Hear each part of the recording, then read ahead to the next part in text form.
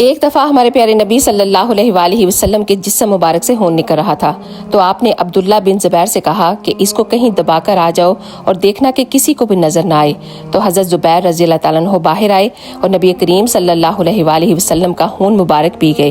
حالانکہ بہتا ہوا خون اللہ تعالیٰ نے حرام فرمایا ہے اور نبی پاک صلی اللہ علیہ وآلہ وسلم نے بھی اس سے منع فرمایا ہے، لیکن جب وہ اندر داخل ہوئے تو آپ صلی اللہ علیہ وآلہ وسلم نے فرمایا کہ اے زبیر، کہاں ہے میرا خون؟ دبا کر آ گئے ہو؟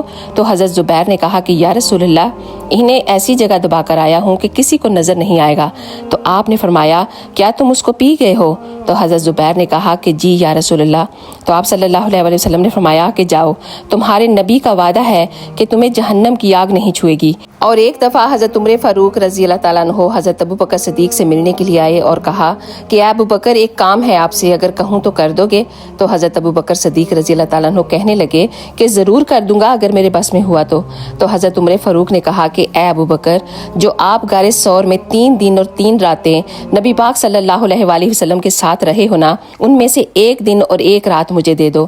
حضرت ابو بکر صدیق رو پڑے اور کہا کہ اے میرے دوست، میں نے کہا تھا کہ اگر میرے بس میں ہوا تو میں ضرور کر دوں گا۔ یہ تو میرے پیارے نبی صلی اللہ علیہ وآلہ وسلم کی محبت ہے، یہ دینا تو میرے بس کی بات نہیں ہے۔ اللہ اکبر!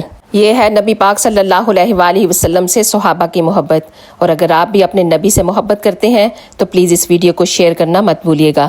جزاک اللہ خیر۔